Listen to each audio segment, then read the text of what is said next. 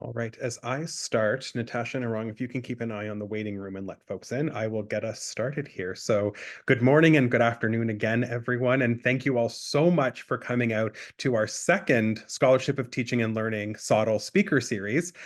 Today, we are having a talk on I am not complaining, I am letting you know what my needs are. Listening to international students as complaints/requests as expressions of diverse learning needs. Before I share a land story and territorial acknowledgement to open, I'd like to do an access check.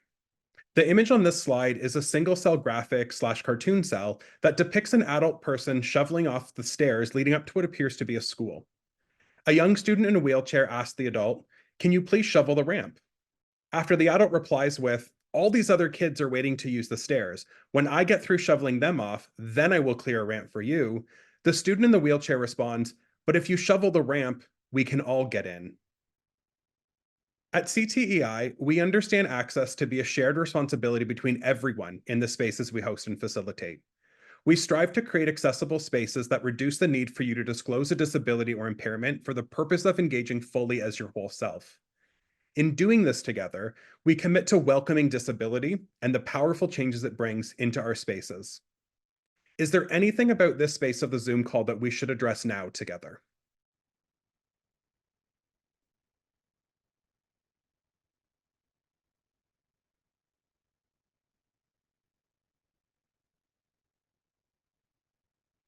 Are there any other access needs that might be affecting your participation in the workshop that we could also address?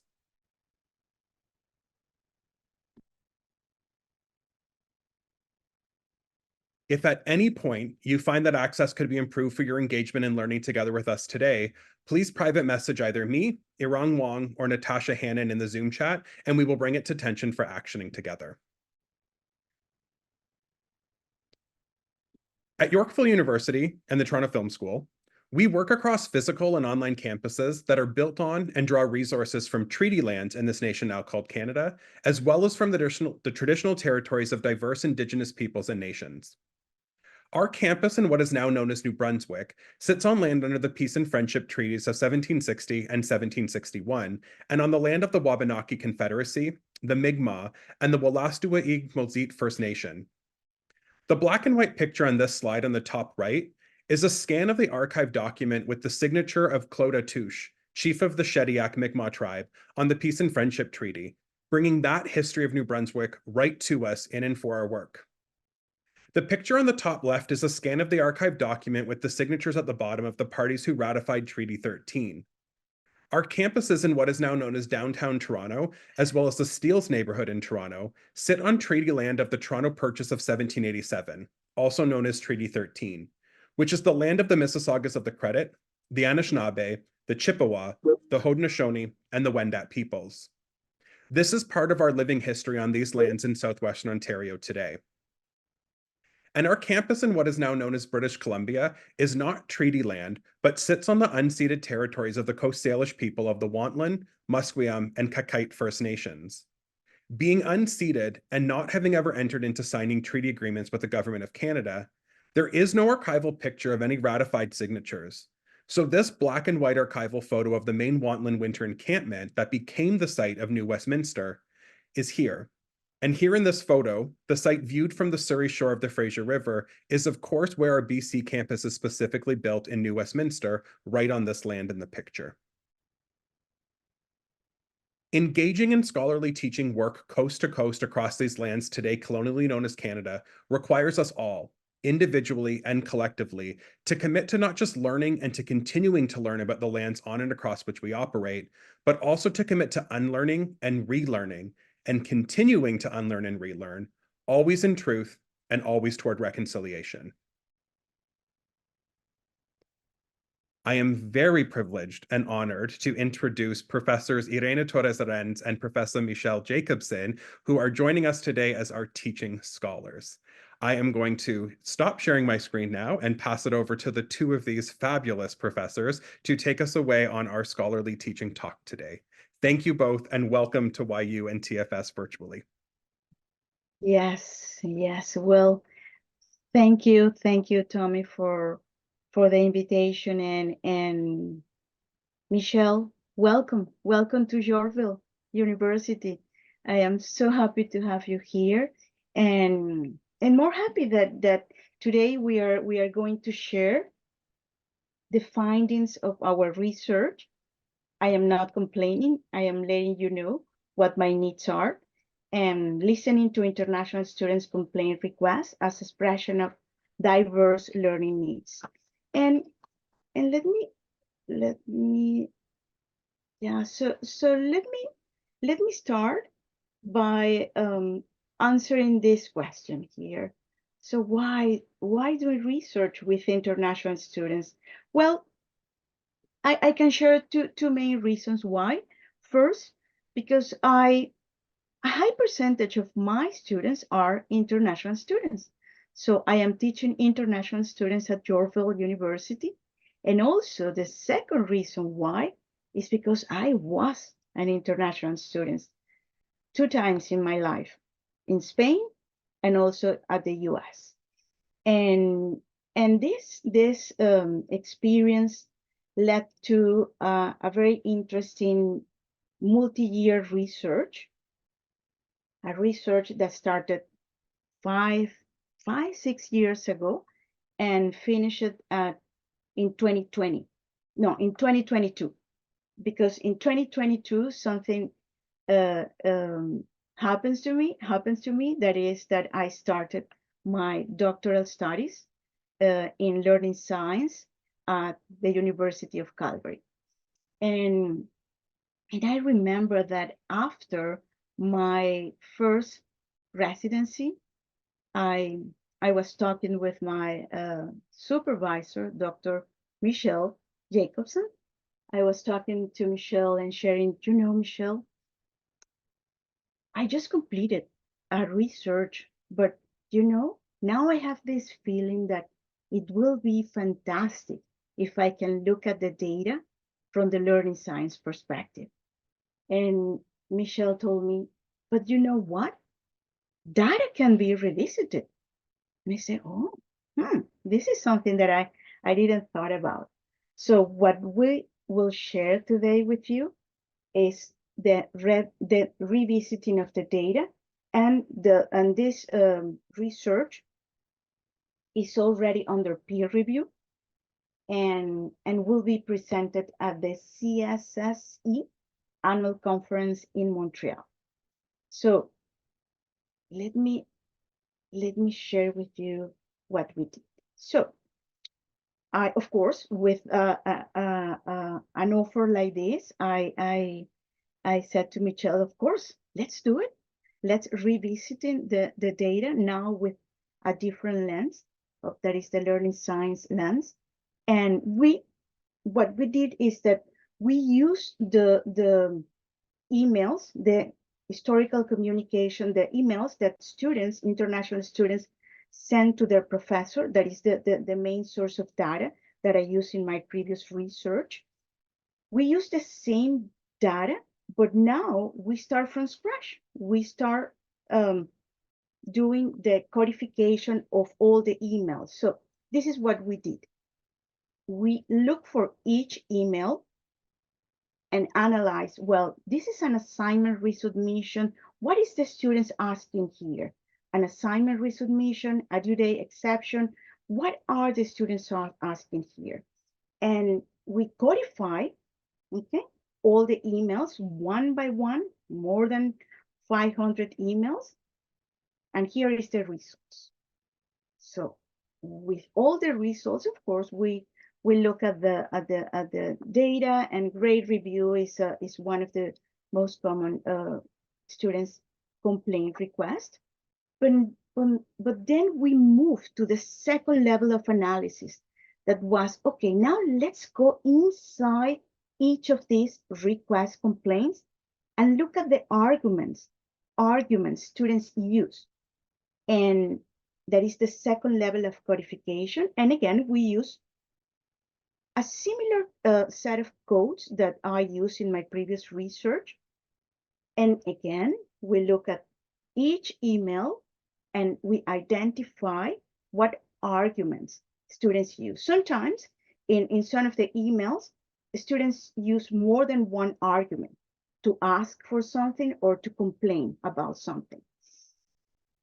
And here is the most interesting part of the research, because now I am going to share with you what we found.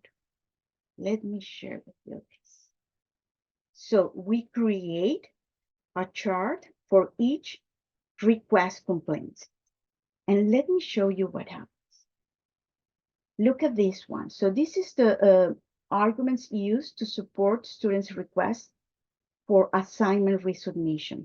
So the most common argument students use was, please treat me as your family. Be kind with me. But then we move to the next one. The same. We found the same argument as the most common one. Special treatment, treat me as your family. And if we move in all these request complaints, the same pattern, treat me as your family. Grade review, cases of plagiarism, all the same. And of course, here we start asking, well, what happens here? How this is so, I mean, the trend was so clear that we stop here and look at the argument. What does it mean, treat me like your family, as an act of kindness? That, by the way, the treat me as your family is an argument students use. It's not something that we create. The students use this argument, treat me as your family. And we create the category of special treatment because it to us, it was really a powerful category that show us that students were looking for protection. It's a way of students looking for protection. But you know what? I want to share with you, and I want you to listen with us, students' voices, because I think that it's important to look at these categories. So let me share with you what the students share, and I want you to listen with us what students said. And for example, here in the assignment resubmission, Professor, you are like my father. Give me a chance. I will give my 100%. Or this one, in due day exception. I misunderstood the deadline. Probably is my poor time management. Please consider me and give me a second opportunity. Or this one. Please give me an extension. My account is locked due to fees, and I am unable, because of COVID, I am unable to manage my fee on time. I couldn't submit my assignment. And please pass me. I didn't know how to write a case study. My mistake, but I need your help. And I accept my mistake. Sorry. Yes. I was working. I couldn't submit the assignment. And well, with all these arguments on all these ideas, we decided that, you know what? The idea of replicated my first research, that the idea of my first research was to look at how the request complaints change through the academic journey. But here we decided, this is really important. We will need to place the original idea on hold and focus on this one. Because when we listened to the students' voices, we realized that students were not complaining, were probably not only complaining. There is something else there. And we start looking the expressions, their emails as an expression of diverse learning needs. And this completely reshaped the research. And this is what we did. we listened, we kind of sit down, make ourselves comfortable, because we are talking about more than 500 emails, and we listened. We listened to students' voices. And now Michele is going to share with us what we did listen, what students told us. Thanks, Irene. So on this next slide, we're summarizing some of the learning needs, the top 5 learning needs that we discerned from these emails, from these expressions of need in different areas, due date assignment extensions, assignment resubmissions, instances of plagiarism in which they took full responsibility and expressed shame. They wanted to make amends. We've made some of these learning needs into recommendations. If you take a look at the next slide, Irene, with regards to enhancing internet access, it's incumbent on us to recognize that international students may not have the privilege of having the latest technology, or they may not have laptop devices that they have ready access to. They may be sharing access to these devices.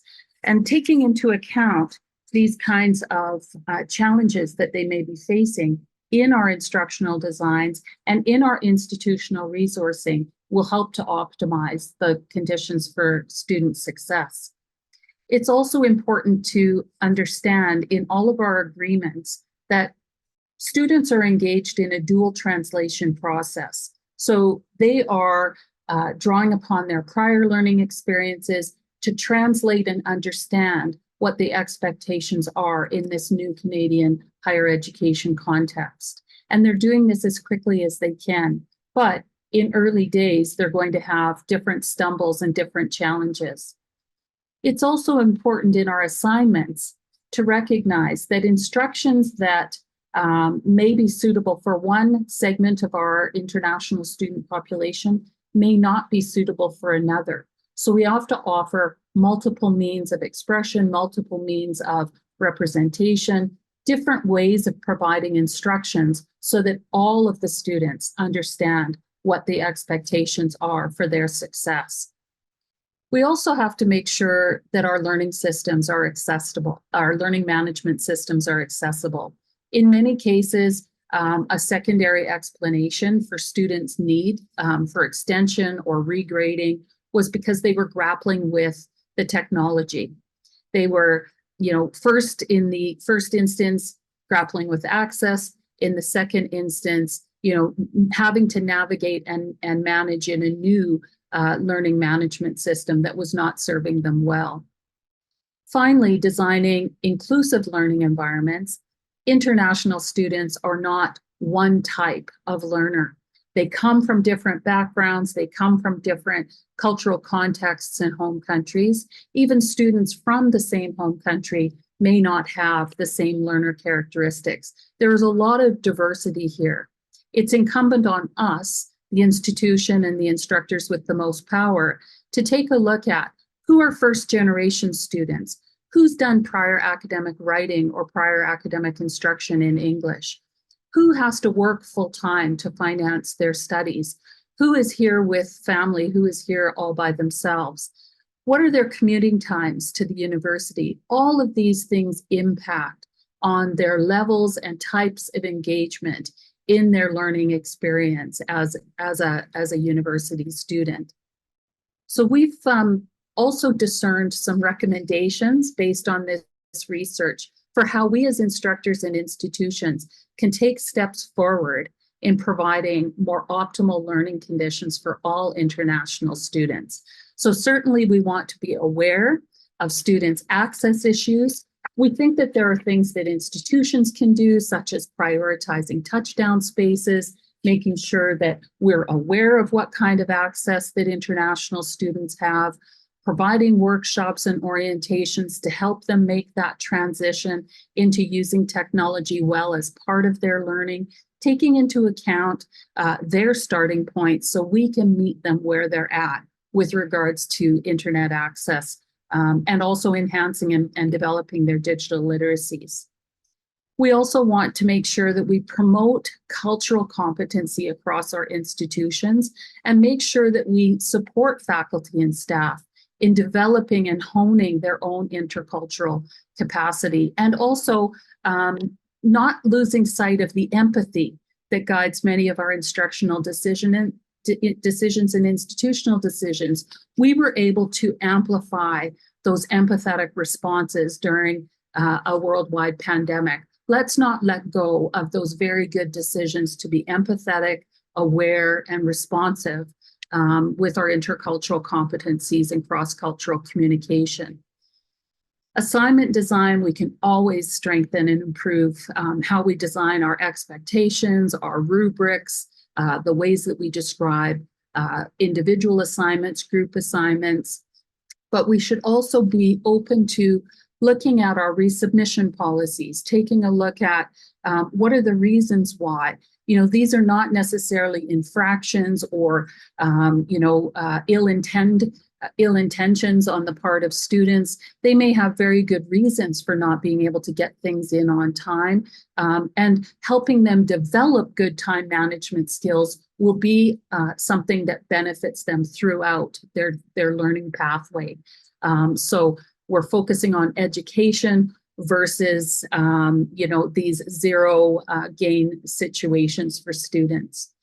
We want to make sure whatever platforms we're using, that we're supporting all students in understanding how to access those systems so that those can fade into the background while we amplify the learning objectives and the learning relationships that students have with their instructors. So making sure that our portals and our technologies and our logins and all of our procedures are very seamless, and that we support students in developing those digital competencies. And finally, designing inclusive learning environments means making sure that instructors are informed about their students. They know things about their students that could help them make really powerful pedagogical decisions in supporting them. So the design of inclusive learning environments is not just on the instructor's shoulders, but the instructor is an important element in that overall learning system, and that institutions also have a role in making sure that we've got as much information at our fingertips so that we can make sure we design really supportive and optimal learning conditions for all students. I'm going to turn it back over to Irene to talk about some of our conclusions from this research. Yeah, so thank you, Michelle. And yes, so a lot of details, a lot of ideas there, but we want to conclude our presentation by focusing on these two ideas. So reframing our method of listening, and yes, we use probably an unconventional way to listen to students, that is the emails, but it proved to be really valid, really reliable in many terms, and help us to listen probably to needs that we didn't imagine that they were there. So I think that when we talk about international students, we should take this into account. It's a special population, community students, and probably we also need to reframe the way we listen to students. And this one relate to the second conclusion, that if we want to improve learning conditions, the international students' learning condition, we also need to improve the way we are listening to students. And this is the two ideas that we want to share with you as our conclusion. But of course, our research like this always have a wonderful side effect, I will say. That is, we now have more questions than answers. And the initial, my initial research, I thought we were friends, where I was forced to use emails because of COVID, now turned into a very interesting methodology that have allowed me to look into plagiarism as a social cultural dilemma. That is a paper that I will present in the CSSE conference, but also I was also, through the emails, I was able to look at how students negotiate in the third space. And of course, what we are sharing with you now, I am not complaining. And it's also a product of the email methodology. And of course, we know that we have one study there in the to-do list, and this will come shortly. And now I am more than happy to share that we have a research in progress that is related to stress and international students. And as you can see here, I am more than happy that I am not alone. I am now with a research team, and we have now Abby and Brian that probably they are there. I don't know if they are here, but they are doing a wonderful job with the focus group, and we are planning that probably in the next month we will have data related to stress and international students. So, and because we have a lot of questions, I guess that you also have a lot of questions, and we are more than happy to answer your questions and comments.